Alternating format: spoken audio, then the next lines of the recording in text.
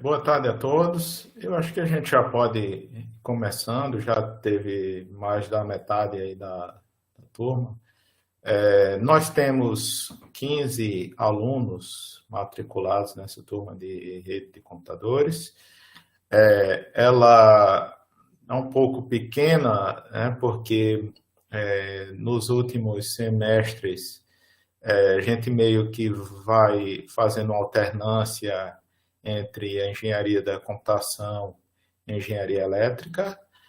São os cursos que tem, né? No engenharia de computação nós temos, vocês têm, quer dizer, redes de computadores um, e em engenharia elétrica nós temos rede de computadores. Então, elas são equivalentes para ambos os cursos, né? Para o aluno da elétrica que fizer lá com o professor Fábio vai ser a mesma coisa e vice-versa, né? Então, eu acho que no semestre passado, vários alunos da elétrica fizeram lá com o professor Fábio e esse semestre nós temos aí, eu acho que uns 3 alunos de engenharia da computação que estão fazendo aqui conosco, aqui na engenharia elétrica, né? Então, tá um número pequeno de alunos, mas pelo menos ainda é um número razoável, porque eu acho que foi no 2020.3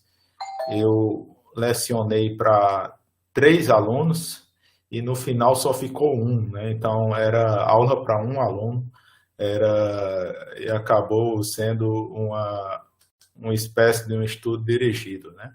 Mas esse semestre nós temos aí 15 alunos, dá para ter algo mais próximo do que seria uma disciplina regular no presencial. Então eu vou falar um pouco hoje sobre a disciplina, e a partir da próxima semana que realmente a gente começa na ementa propriamente dita da disciplina, né? Então, a disciplina é chamada de rede de computadores, ela está aqui no singular. Normalmente os cursos eles colocam como redes, né, no plural. Aqui na elétrica, não sei por que fizeram aí dessa forma, colocaram aí no singular, rede de computadores, né, mas é o nome, né? Posso fazer nada, né? Tá desse jeito.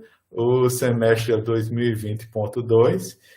Nós estamos utilizando um ambiente virtual de aprendizagem, aí o AVA da SEAD, um ambiente Moodle, e eu acredito aí que vocês já devem ter dado uma olhada, né? Senão não teriam chegado aqui aonde a gente está. Então, tem aqui uma parte aqui de avisos, foi onde eu coloquei a informação sobre o início das aulas, e tem aqui alguns materiais que vocês podem utilizar, né? Aqui eu coloquei uma cópia, né, não licenciada aí desse livro, né? Tá aqui. A justificativa é que nós não temos aí não estamos com a biblioteca disponível, então vocês poderiam conseguir isso aí de outras formas, né? Já que os alunos sempre conseguem os materiais, mas eu peguei aí, coloquei um link, né, do livro e vocês podem utilizá-lo, né? Tem aí alguns recursos, esses são oficiais, quer dizer, podem ser baixados aí livremente, aí sem licença. Esse livro oferece aí material de recursos para estudante, é um material que tem tanto atividades de programação quanto as atividades que a gente vai ver de captura de pacotes, e tem aí slides que são disponibilizados para os professores, que eu vou utilizá-los aí na medida do possível ao longo desse curso, já poupa aí um trabalho na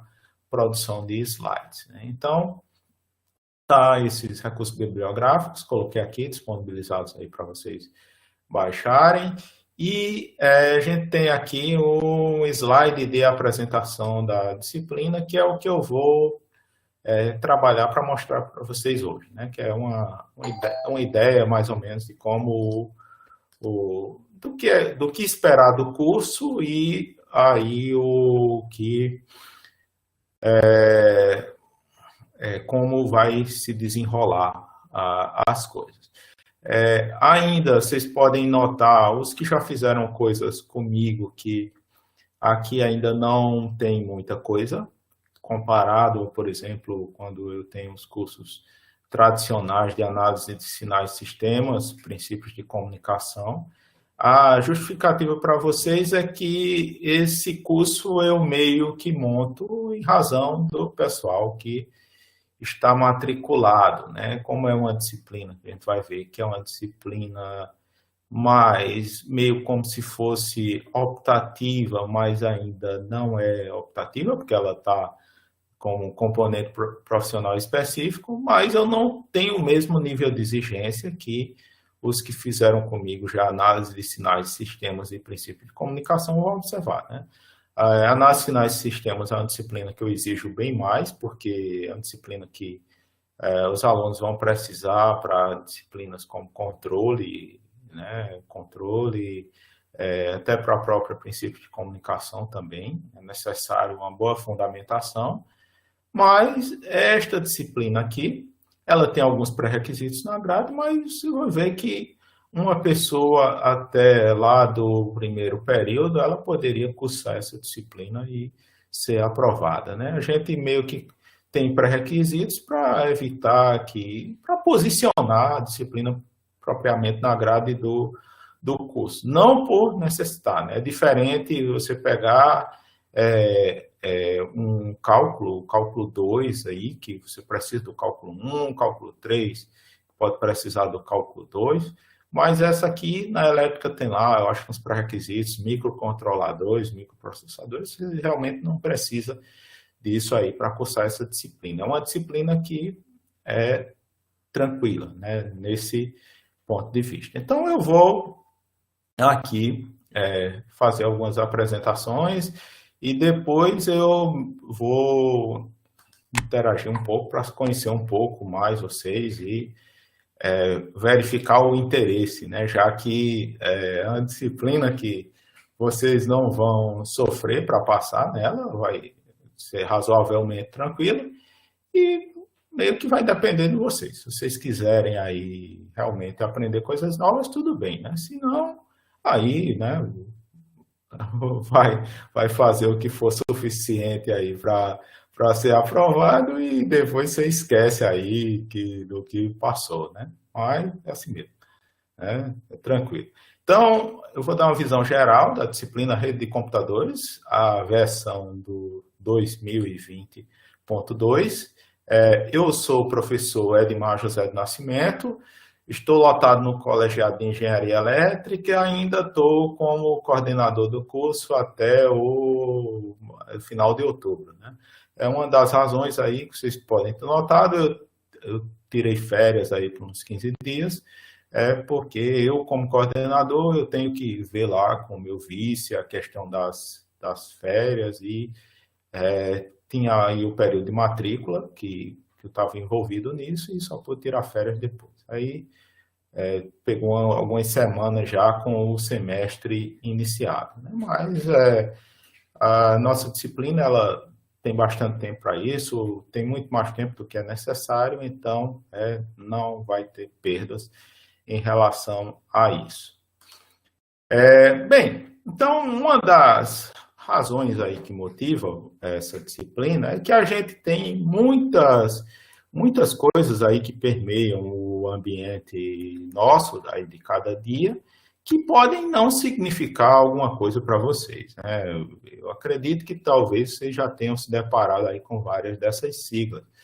Por exemplo, o famoso HTTP, HTTPS, né, que estão lá toda vez que você vai acessar algum conteúdo via web usando algum browser, como o Google Chrome, o Mozilla Firefox ou o Edge aí da Microsoft, né? Então, você tem aí essas siglazinhas que hoje elas meio que estão sendo omitidas, mas há um tempinho atrás você colocava isso antes de digitar qualquer coisa numa barra de endereço. Além disso, você tem outros termos, né, que já são um pouquinho mais específicos, por exemplo, como o DNS, o TCP, o IP, SMTP e MAP. Todas essas siglas, né, vocês podem observar que tem um pezinho na maior parte, aí, com exceção de alguns, como o DNS, e esse P, ele vem da palavra protocolo, aí em inglês, aí você vai ver no final.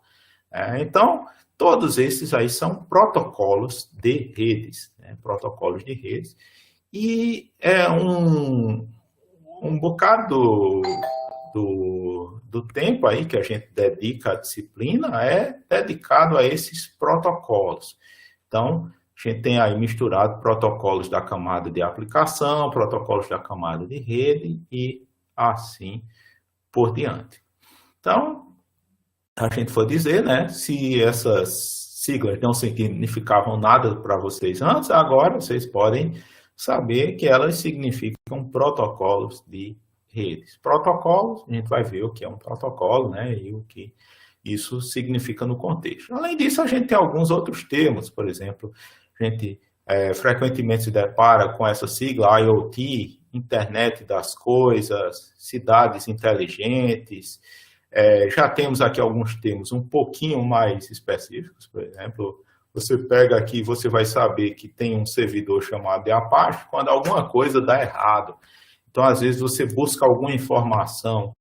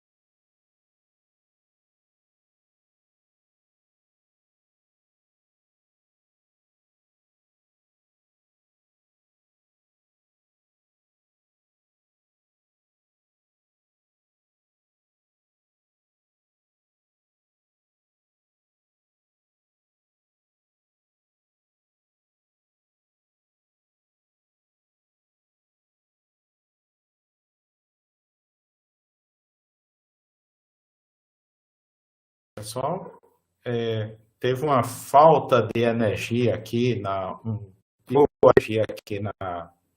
redondeza da minha residência, né? E aí caiu o Wi-Fi e tudo.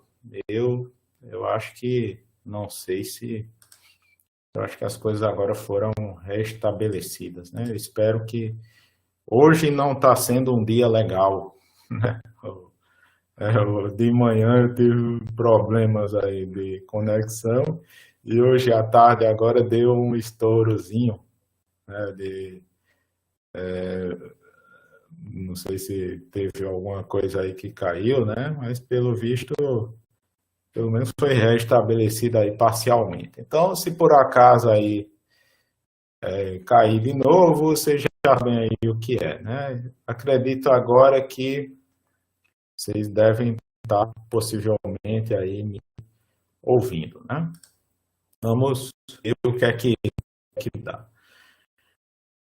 Então, né, a gente tem o essencial, né? Tem que ter energia aí para as coisas funcionarem aí como a gente está percebendo, né? Tem que ter a energia e mais aí tem outras coisas aí envolvidas no meio, né? A gente tem aí, por exemplo, as máquinas que a gente busca o conteúdo, no caso os servidores, por exemplo, né? Os servidores lá, então às vezes eles vão lá, se deparam com alguma espécie de erro e lá diz que o Apache retornou alguma coisa ruim. Eu só podem aí colocar aí os nomes aí de vocês aí nas notas compartilhadas aí na lista de presença, né? Vocês podem aí colocar, estou vendo aqui tem alguns aí colocaram, né? Outros aí não, né? A gente está ainda com um número maior na sala de aula. Então, né, prosseguindo, então nós temos a Apache, né, são servidor. A gente tem aqui algumas outras siglas que, como GSM, UMS, LTE, OFDM, são ligadas aí à telefonia móvel. E hoje em dia nós utilizamos, né, grande parte do nosso acesso aí às redes está sendo feito aí através de conexões de 4G. Então, você tem o 4G lá da telefonia, possivelmente a gente vai ter o 5G em breve aí em operação, e aí você está usando algumas dessas tecnologias, por exemplo, o LTE, a tecnologia da 4ª geração, que utiliza a modulação de divisão de frequências ortogonais, ou OFDM. Então, é algo que está ligado ao que a gente chama de camada física das redes de computadores. E temos ainda algumas outras coisas, né, que você pega esses endereços, né, coisas desse tipo, 10.0.0.1, 92168. Isso daqui são endereços no formato do padrão IP versão 4, né? Então, IP versão 4, você tem esses endereços. E os endereços, eles são equivalentes a nomes, como a gente vai ver adiante, né? Então, a gente tem essas questões. Temos ainda tecnologias. Atualmente, muitos de vocês já devem ter fibras óticas em casa. Então, fibras óticas que, quando a fibra ela vem direto à sua casa, provavelmente você está usando uma tecnologia chamada de FTTH, que é a fibra até em casa, a sigla em inglês. Então, a pessoa vai lá, coloca uma fibra ótica que vai passar, né, e vai até a sua casa, onde na sua casa vai ter alguma espécie de um distribuidor óptico, que esse distribuidor vai se conectar ao roteador. Nós temos ainda tecnologias mais antigas, como a DSL, que ainda estão sendo usadas, né? O ADSL é aquela tecnologia que você utilizava a rede telefônica convencional para transmitir dados, mas as velocidades elas eram limitadas, então por isso que o pessoal está acabando migrando para as redes com fibra para o acesso residencial. E tem ainda redes sem fio. Então, I3E 802.11 é o que corresponde ao nomezinho chamado de Wi-Fi. Então, o Wi-Fi são as redes sem fios que são baseadas aí no padrão I3E 802.11. Então, esse aí tem várias subdivisões. Atualmente, aí, a gente deve estar usando aí, a maior parte das conexões está o padrão o 802.11n ou o AC. Né? AC é o mais moderno que se tem em uso. Aí tem outros sucessores, eu acredito que é o AD e assim por diante. O que está tendo aí é, em geral, um aumento de velocidade possível. Né? Você tinha lá padrões como o G, que você só ia até 54 megabits por segundo, agora você vai bem além por conta da evolução desses padrões. Então, você o famoso Wi-Fi. Além disso, a gente tem redes de curta distância, por exemplo, com Bluetooth, que você usa para conectar um mouse sem fio a um determinado dispositivo, o telefone celular ao aparelho de som do carro, né, e coisas aí nesse sentido. Então, aqui a gente tem, né, se a gente fosse colocar, FTTH, DSL e 802.1 Bluetooth são tecnologias de acesso a redes, né? Então, você é uma tecnologia de acesso que você usa para entrar nessas redes. E, além disso, a gente tem as ameaças hoje em dia. Então, hoje em dia, possivelmente aí vocês já viram falar nessas coisas que estão colocadas aqui, né? Eu espero que não sejam vítimas delas, mas você pega um ransomware, né? O que é que ele faz?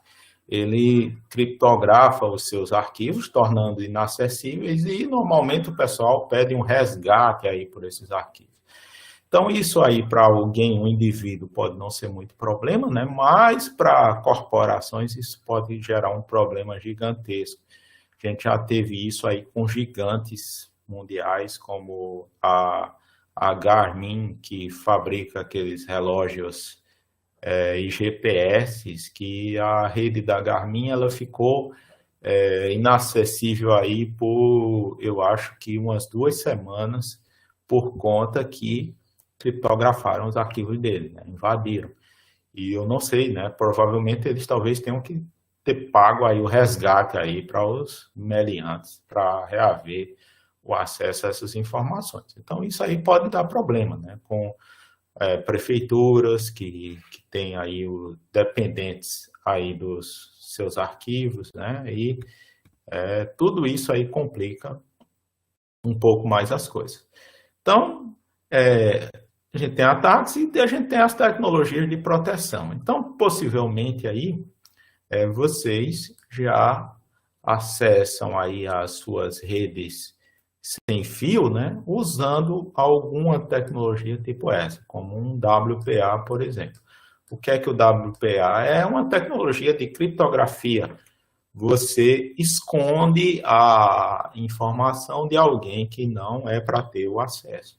E o que é que esse WPA está usando? Ele está usando padrões de criptografia como o AES e o RSA para proteger a sua informação. Então, hoje em dia, a maior parte das coisas é segura. Então, nesse mesmo site aqui de conferência que nós estamos usando, né, vocês vão ver que tem lá um cadeadinho na maioria dos sistemas aí que se utiliza, e esse cadeadinho está dizendo que a nossa comunicação ela está sendo criptografada, ela é segura.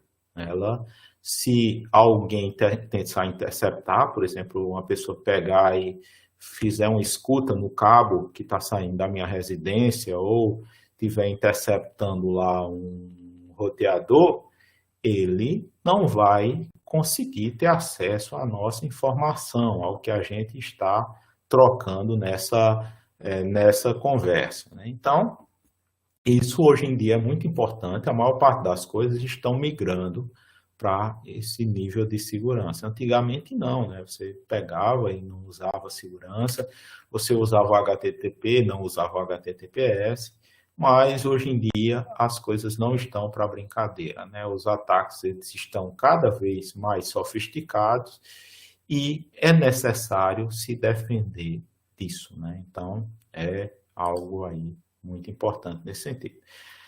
Então vamos lá, né? Então, vocês já viram essas siglas, possivelmente agora vocês são capazes de identificar que isso faz parte do cotidiano de vocês.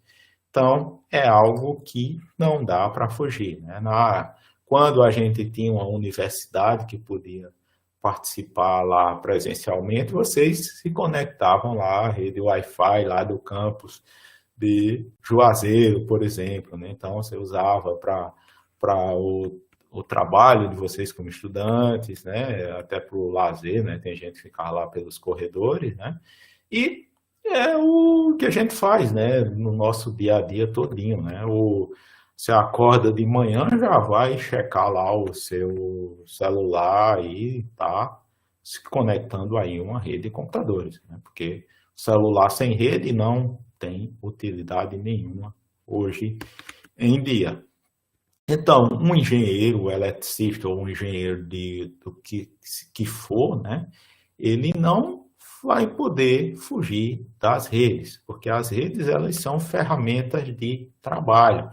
Inclusive aqui a minha ferramenta de ensino é uma rede, né? A gente tá aqui essa nossa rede aqui, ela vai ser inclusive caso de estudo, né? Então é algo que faz parte aqui do nosso trabalho. Sem rede a gente não poderia estar fazendo esse ensino remoto e um trabalho desse tipo.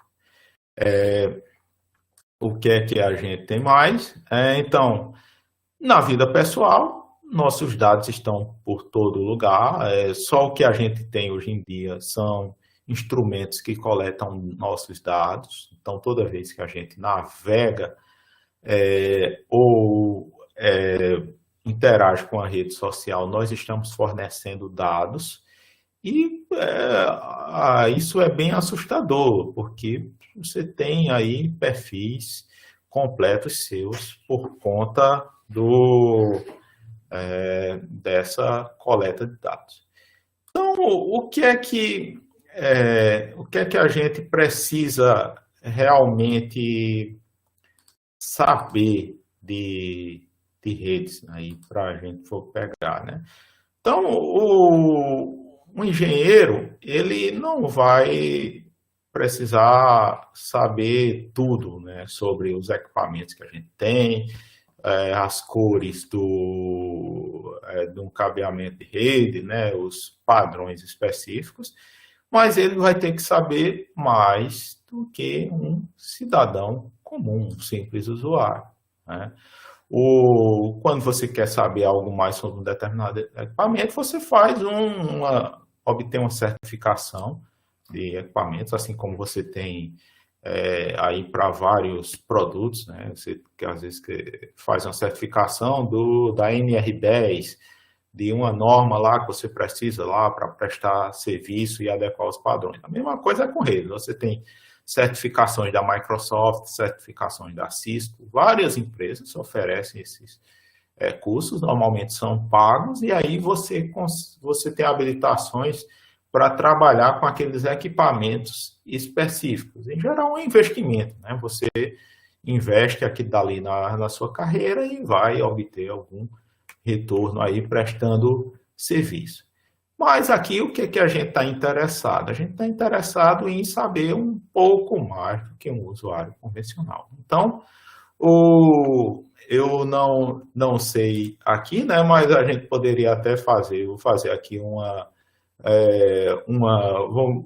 botar aqui uma enquete aqui um pouco para motivar aqui. Eu vou perguntar aqui quem vamos botar, acessou o roteador de casa, né? Fazer aqui uma pergunta, né?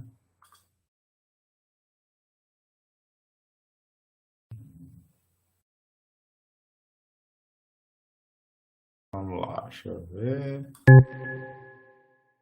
Vamos lá, né? Fazer uma perguntinha básica, né? Quem já acessou o roteador de casa, né? Aqui, tá, a maioria aqui, ó, já tá meio a meio, mais ou menos.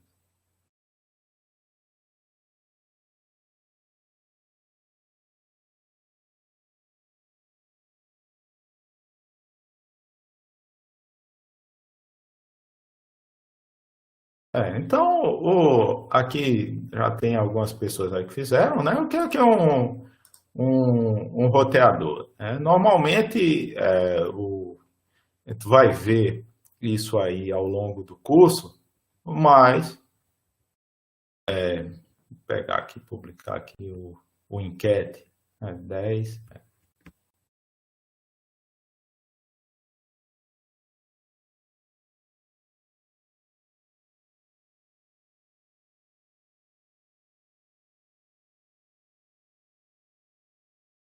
Vocês estão aí verificando, né, que a maioria aí já fez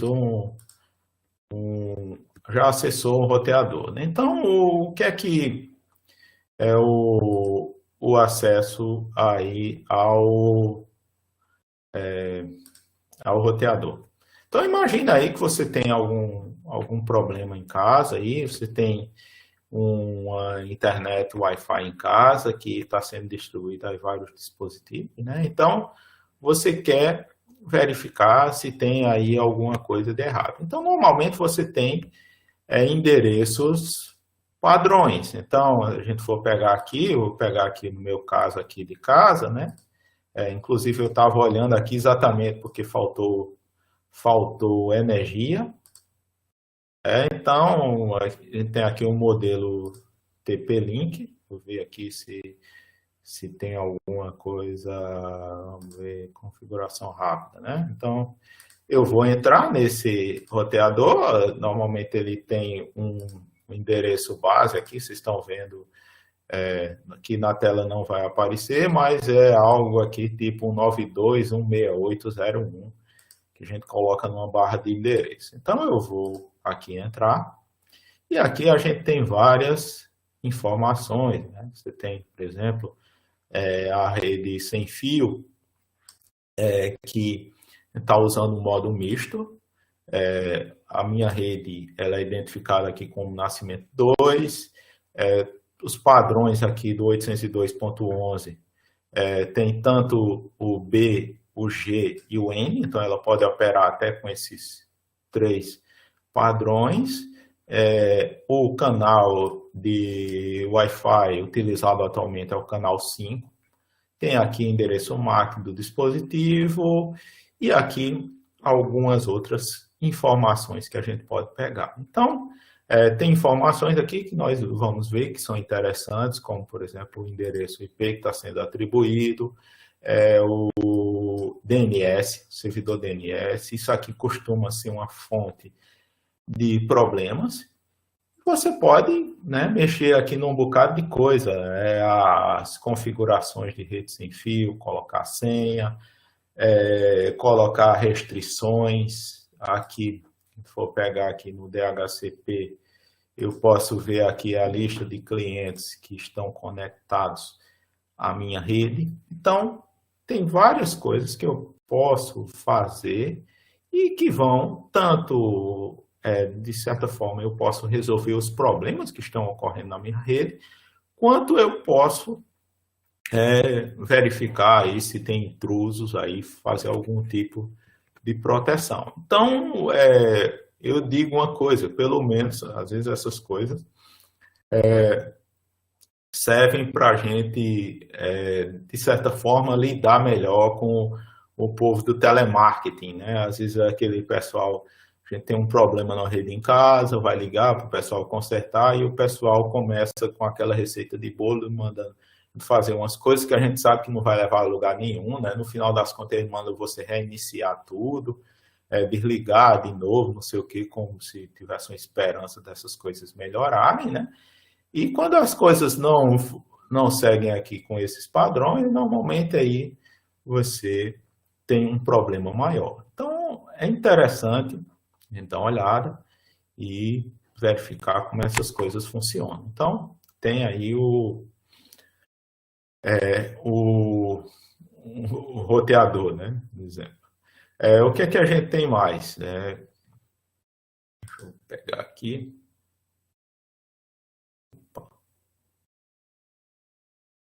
Tá indo.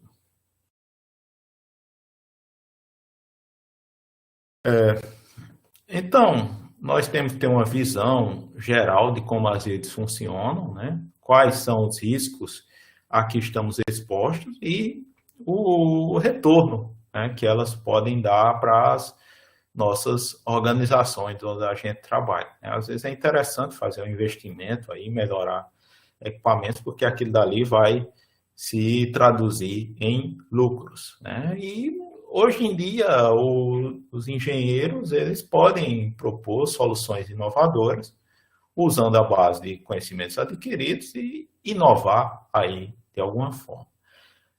Ainda com motivação, nós temos hoje em dia aplicativos aí por todos os lugares, com o advento aí dos dispositivos móveis aí que tem um alto poder de processamento.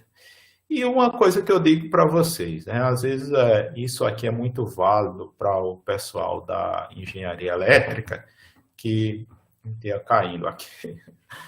O pessoal da engenharia elétrica, eles acham que eles só vão trabalhar aí com sistemas de potência e energia, altas tensões.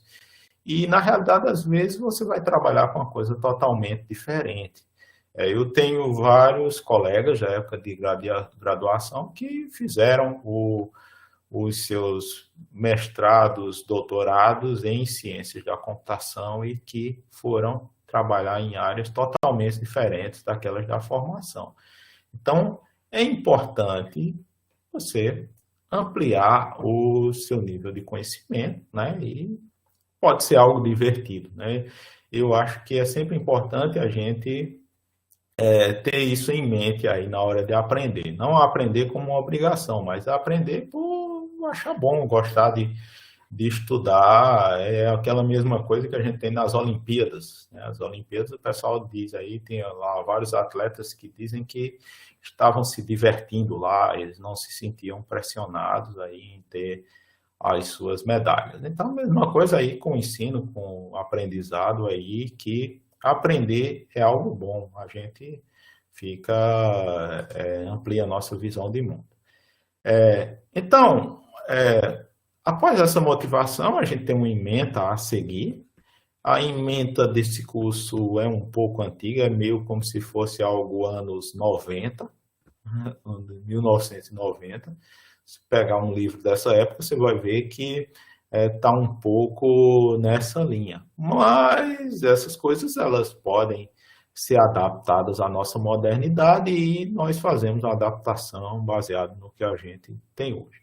Então, a gente fala, naquela época, você dividia as redes em redes locais, redes metropolitanas e redes a longa distância.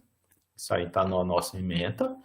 Fundamentos de transmissão de dados, isso aí é alguma coisa meio de camada física, a gente também pode trabalhar algo nesse sentido. Comunicação entre computadores e terminais são conceitos básicos, estão ligados a conceitos básicos de protocolo, como a gente tem aqui. Modelo OSI, modelo TCP/IP, isso é mais algo conceitual, histórico, umas terminologias que atualmente não se utilizam muito, mas que está na ementa e é algo histórico. Algo histórico é importante nós conhecermos aí como o passado, como as coisas se desenvolveram.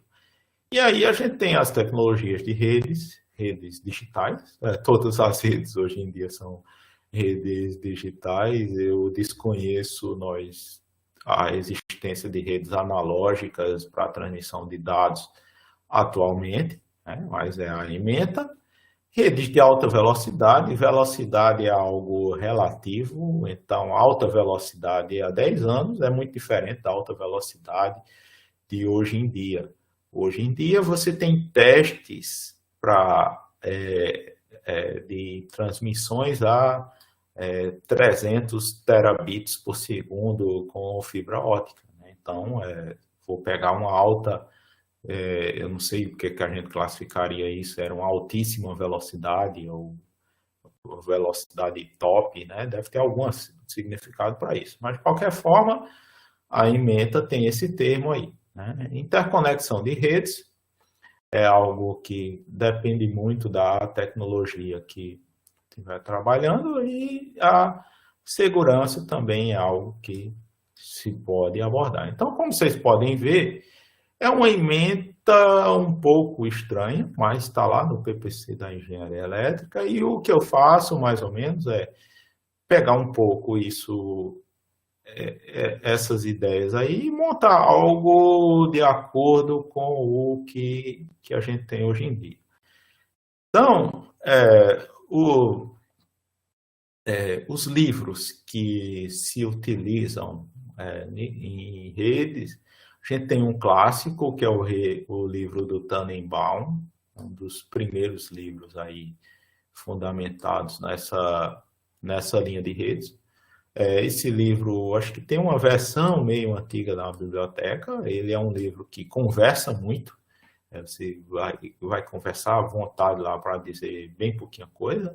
E tem aqui uma abordagem, que é uma abordagem mais recente, que é o livro do James Cross e do Keith Ross, né? Que é Rede de Computadores e a Internet. A ideia aqui deste livro é usar a internet como a rede que está sendo usada para você ilustrar todos esses conceitos dos protocolos de rede. Não é algo tão geral como o livro do Tannenbaum, que o do Tannenbaum é meio que fosse para qualquer tipo de rede, não necessariamente a internet. Mas o problema é que o Tannenbaum ele fica muito abstrato em alguns pontos, né? Então, quando você pega esse aqui do Cross, ele já torna as redes algo mais próximo do que a gente tem no dia a dia. Então, fica algo mais interessante de trabalhar. E tem alguns outros livros antigos que tem lá na biblioteca da Univasf, né, que coloca aqui por obrigação, mas nos meus cursos, o que é que eu faço? Eu pego alguma coisa do Tannenbaum para fazer os materiais, e a maior parte é aqui, esse livro do Cross, que foi o que eu disponibilizei para vocês aí na parte da bibliografia disponível aí para vocês, né? Então, o agente está remoto, vai ser basicamente o livro que vocês podem utilizar, né? Se quiser dar uma lida no livro, gostar do assunto, eu acho bom. Se não, dá para se virar nesse curso também com as aulas e slides, né? O livro ele vai ser uma referência complementar. E, além disso, né, os livros eles nunca conseguem acompanhar o conhecimento. Pega essa versão que eu estou falando aqui, essa verdinha, não sei se já tem uma outra aí mais recente, mas essa era a última. Ele mal falava no IP versão 6, e atualmente aí, né, a gente já tem aí o IP versão 6 funcionando no núcleo das redes. Então fica meio que uma diferença de tempo entre o conhecimento mais o estado da arte, mais moderno, do que o que está aí nos livros.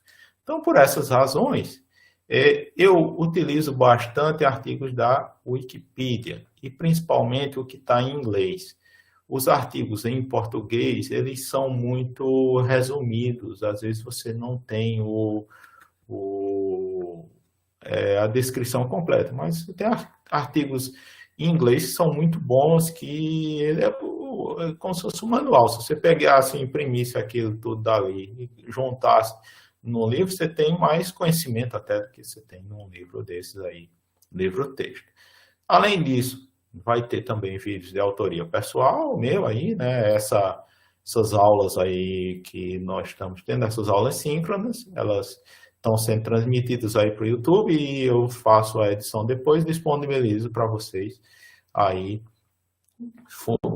funcionar aí como material também, né? E vou colocando aí algum outro material que seja necessário à medida que for chegando lá.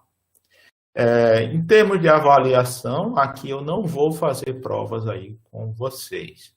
Vai ser algumas listas de exercício e tarefas com os softwares apropriados. Vou mostrar para vocês um exemplo desses softwares aí que utiliza para fazer. Então, isso aí faz o que é o mínimo da Univasf, que são 2 avaliações, 2 notas, e com base nisso aí, você entregando essas listas, ou pelo menos botando seu nome em uma, né, de um colega aí copiando, tranquilo, você passa, né? Não vou ver aí as listas que estão diferentes ou não, né? O objetivo aqui é que vocês sejam conscientes, né? Se achar interessante aí a disciplina, o assunto, estuda. Né? Se não, paciência, né? Ninguém pode obrigar as pessoas. Então, vou atribuir 2 notas e aí, depois disso aí, aprova, né? Então, temos o ambiente, o AVA da SEAD, como o ambiente virtual de aprendizado. A gente vai ter encontros síncronos, como o que a gente está tendo aqui, e atividades assíncronas, que alguma tarefa que eu vou pedir para vocês fazerem. Eu ainda não tenho exatamente a medida de quantos encontros síncronos eu vou fazer, mas logo que eu tiver, eu vou colocar aí direitinho um calendário para vocês, né? Inclusive aí como todos esses nossos encontros síncronos, vou colocar lá no ar. Como eu disse, eu não coloquei ainda porque eu meio que esperei aí ver o tamanho da turma e quantos alunos ia ter, para a gente aí ter uma ideia de como vai ser e direcionar as coisas. Então, vou colocar essas datas e em breve, eu acho que até essa sexta-feira aí, vocês vão ter lá, e na semana que vem aí, vocês já vai ser com base nisso. Então, essas aqui são as considerações gerais. Eu vou agora compartilhar uma tela aqui de um dos softwares que utiliza para fazer atividades, que é o software aqui chamado de Wireshark, que é um software que a gente utiliza para capturar pacotes de rede. Então, eu tenho aqui várias conexões e eu vou começar, por exemplo, a capturar os pacotes aqui da minha rede Wi-Fi. Observe aqui que está começando a aparecer um bocado de pacotes aqui no meio, né? Aqui, né? Até eu chegar nesse botão aqui e parar a captura. Então, eu posso pegar aqui e verificar, eu pego aqui, por exemplo, um pacote desse aqui, o pacote 4726, ele tem algumas informações aqui básicas e eu tenho, o que esse software faz é a interpretação desses dados. Então, o pacote propriamente dito são esses números em hexadecimal que estão colocados aqui nesta parte de baixo. Você vê que isso aqui tem uma quantidade, isso aqui está em hexa, e isso corresponde a uma quantidade de bits. Aí o que é que esse software faz? Ele interpreta, ele vai ver esses bits com significado. Então, esse significado, ele utiliza a biblioteca dele, e aqui a gente observa que você tem o protocolo TCP aqui no meio, corresponde a esses dados aqui que estão assinalados, aí ele tem informações como quem é a porta de destino, a porta de origem. A gente tem o protocolo IP também aqui, o protocolo IP versão 4, então a gente sabe que é o endereço IP da fonte, o endereço IP do destino, se o pacote foi recebido corretamente, aqui da parte de enlace também. Então, basicamente aqui a gente está vendo as camadas dos protocolos de rede. Um software desse permite você fazer isso. E qual a utilidade dele na disciplina? Que nós podemos pegar e checar o aprendizado que a gente tem lá, os cabeçalhos dos protocolos, e ele pode colocar esse conhecimento na prática. O que é que está um pouco mais difícil de fazer em relação ao que a gente tinha no passado? É que alguns protocolos agora eles estão usando a parte de segurança, a criptografia. Então, nem sempre esses dados que estão trafegando aí pela rede, eles vão ser visíveis para a gente. A gente pode ver umas coisas aí meio sem significado. Mas é algo bem interessante. Inclusive, aí não funciona muito em ambiente Windows. Eu acho que tem os drivers das placas de rede aí não permitem muito isso, mas dependendo aí da máquina que você está usando, você poderia pegar e capturar pacotes de uma rede Wi-Fi de outra pessoa lá e tentar quebrar a segurança daquela rede com ataque de força bruta ali, se fosse possível, né? Então, tem muita coisa aí que se pode fazer e o que eu acho interessante é que você fica mais consciente de como as suas informações estão trafegando por aí. Porque se elas podem, se elas estão visíveis aqui dessa forma, significa que outra pessoa, alguém que intercepte, né, o, o,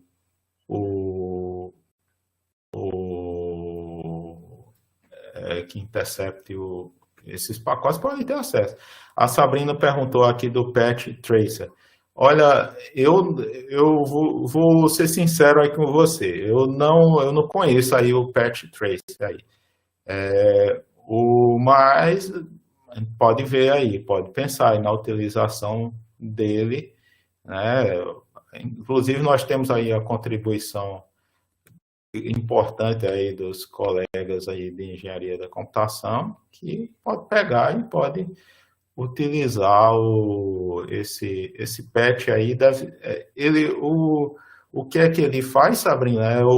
Ele faz o modo promíscuo, não, né? Não sei, eu faz um tempo aí que eu mexi com esses bichinhos aí. Para simular uma rede. Pode ver isso aí direitinho. Depois, se ele é livre aí, não tem problema com licenças, se não tiver, aí pegar bom. Vou colocar aí na lista aí, vou enriquecer aí o nosso arsenal, né? Bem colocado. Eu vou até pegar essas informações aí e a gente pode fazer isso. As ferramentas, pessoal, de simulação, elas são bem interessantes, porque às vezes é meio complicado, né, você manter um ambiente de rede aí para simulação. Até eu costumava fazer algumas demonstrações de protocolos desse tipo. Pega um protocolo como o SMTP, que você utiliza para e-mail, e atualmente aí com essas restrições de segurança e spam, você já não consegue fazer uma conexão direta para a porta desse tipo de protocolo. Então está cada vez mais complicado. Tem até alguns comandos, não sei se vocês já viram um comando tipo um ping aqui para traçar a rota, né? E essas coisas não estão funcionando mais como funcionavam. Eu vou até ver aqui se eu consigo traçar aqui algumas rotas. Vou pegar aqui, ver se funciona aqui direitinho. Vamos ver, vou parar aqui esse compartilhamento e vamos aqui pegar uma janela dessa, né?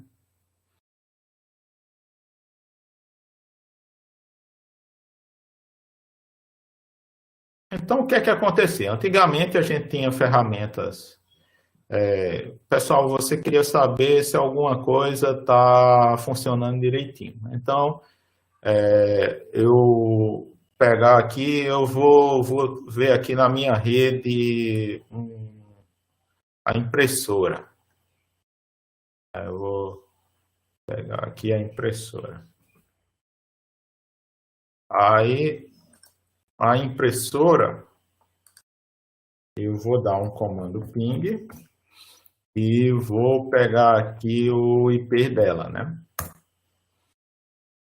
Aqui para minha impressora, vocês estão vendo aí que está funcionando. O que é que esse comando ping faz? Ele manda um pacote lá e o destinatário vai e manda algo de volta.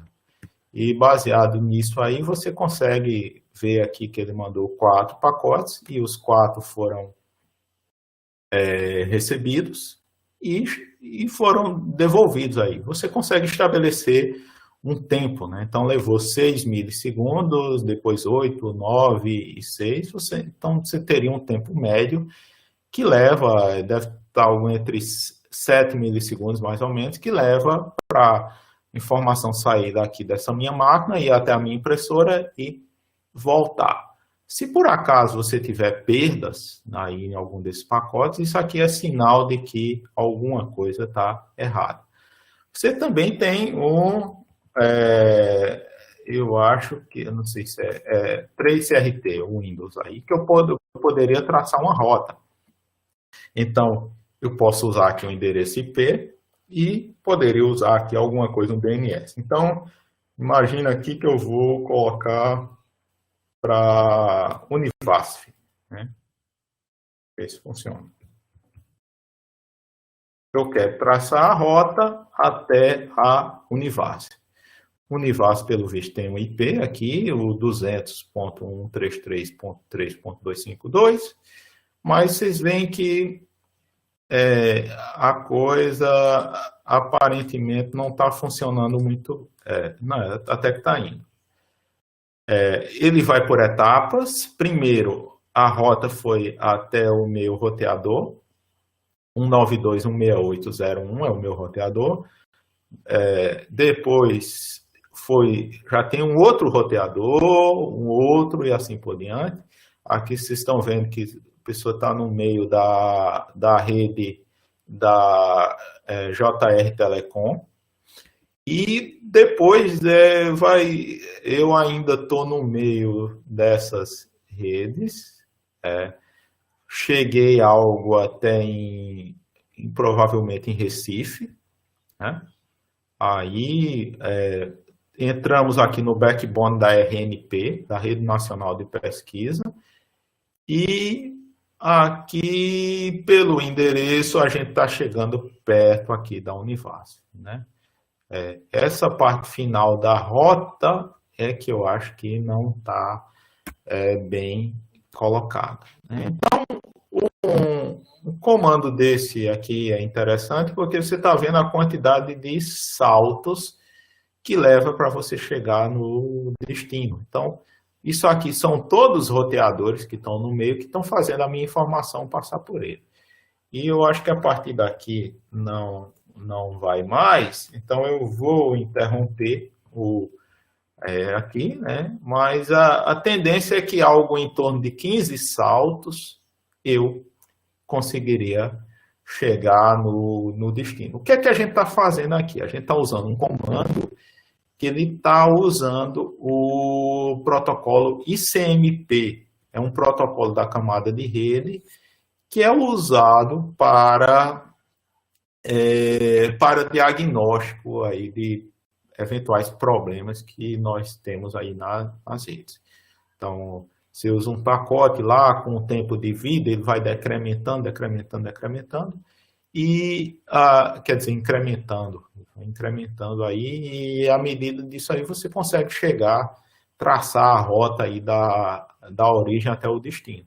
Vê que chegou em algum momento, eu acho que quando vai chegando perto aqui da Univasf, aí os roteadores já começam a não mandar a informação adequada e aí ele já não funciona muito bem, né? Mas isso costumava funcionar direitinho.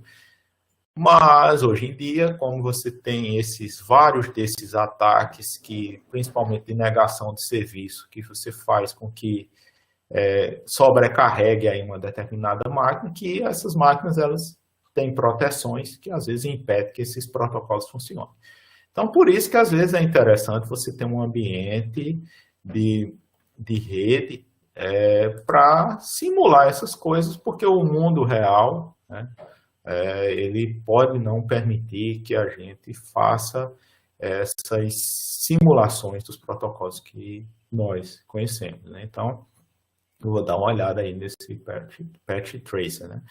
Então, as ferramentas usuais que nós temos, esse aqui que vocês viram é o prompt de comandos do Windows, é um shell convencional que você tem em ambientes aí, também em Linux, você tem uns ambientes shells desse tipo, e a gente está usando aí comandos como você tem vários comandos que neste livro texto Kurose se tem atividades com ele, né, como eu quero saber às vezes uma tabela ARP, então eu vou lá, ARP-A, eu quero saber as estatísticas de rede, então eu tenho comandos tipo netstat, né, as estatísticas de rede. Tem várias dessas coisas que atualmente você está meio que dependendo do interface gráfica para poder mostrar essas coisas. Então, ainda, né, quem é do tempo aí, como eu, né, que eu aprendi as coisas básicas ainda de informática, ainda no ambiente DOS, né, o DOS, que tinha lá, era a base aí do Windows, a gente ainda costuma fazer alguma coisa por linha de comando, né? Mas é interessante porque às vezes você quer limpar uma tabela lá, quer atualizar o endereço IP, dar um refresh, né, uma coisa desse tipo, e ajuda a conhecer essas coisinhas. Então, nós vamos utilizar essas ferramentas na medida do possível, porque isso enriquece o nosso conhecimento, né? Porque ficar só com slide, lendo aí, às vezes não fica legal. Eu já nos meus tempos áureos de Univasf aí, quando já tive umas turmas que eu botava o pessoal para fazer uns programas lá interessantes. Uma vez eu coloquei, eu acho que para eles fazer um ataque de força bruta lá numa criptografia, mas aí tem o pessoal lá, principalmente os de engenharia elétrica, que ficavam meio revoltados, dizendo que não tinha obrigação de programar, de tal, as atividades, eu disse, não, sabe de uma coisa, eu vou fazer algumas coisas mais simples aí, para pelo menos não ter muita confusão aí no meio, né? Então, mas a gente vai usar essas ferramentas aí para enriquecer um pouco aí o aprendizado de vocês. Deixa eu ver aqui o que tem mais, né? Eu já falei um pouco das ferramentas, de como vai ser um pouco a dinâmica de avaliação dos cursos.